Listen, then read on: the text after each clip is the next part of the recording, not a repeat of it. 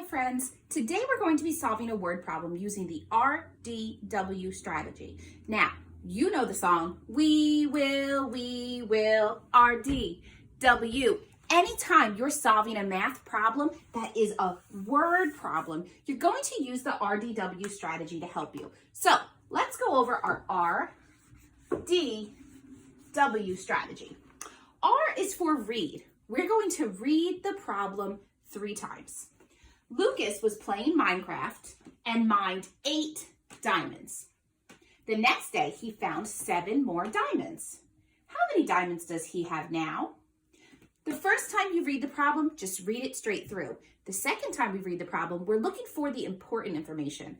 This is a math story, so we want to look for the numbers. Lucas was playing Minecraft and mined 8 diamonds.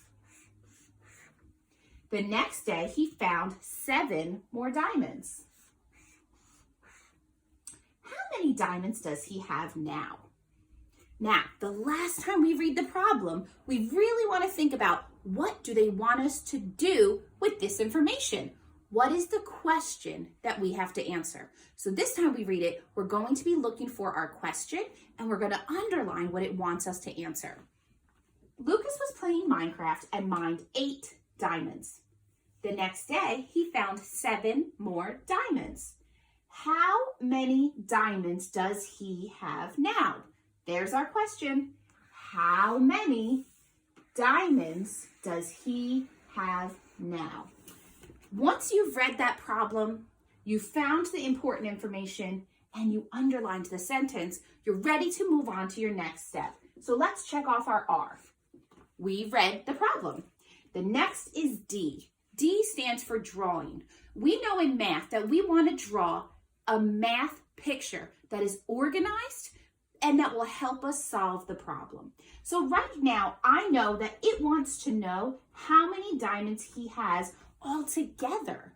So we have to put that 8 and that 7 together. What I'm going to do is I'm going to do a quick math drawing that's organized into my 10 frame format. I'm going to draw the 8 first. 1, 2, 3, 4, 5, 6, 7, 8. The next number is 7, and I'm going to draw that. 1, 2, 3, 4, 5, 6, 7. Now we have a clear group of 8 and a clear group of 7. What I'm going to do now is I'm going to go ahead and think about what do I have to do to solve this? Now, I know my equation is 8 plus 7. And I know one of my favorite strategies is to make a 10 and add on. So I'm going to go ahead and look at this. This is 8. What does 8 need to get to 10? It needs 2. And I see 2 sitting right there. So I'm going to go ahead and circle my 10. Right? So this is 5, 6, 7, 8, 9, 10. I have a group of 10 here, and then I have some more over here. Now I've drawn my math picture and I've shown my work, so I can go ahead and check off my D on my RDW checklist. Now I need to show what I did in my drawing to get my answer in my equation. In this equation, I decided to go ahead and split that 7 up so that I could make a 10.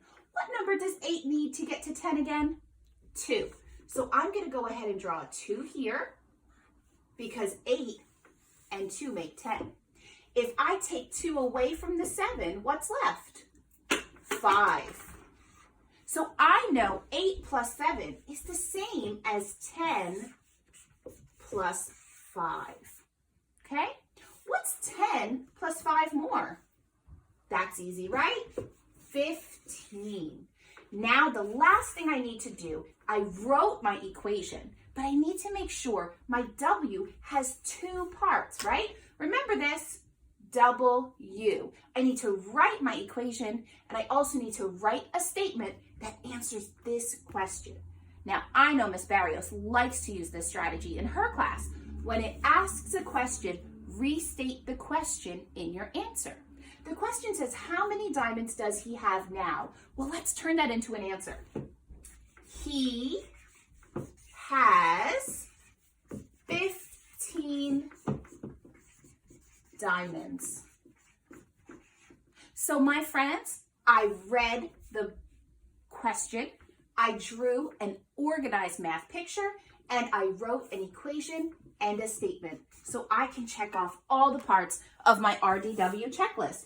And when you're answering your questions today, I want you to make sure that when you have a word problem, you have all the parts of the solution. RDW. All right, friends.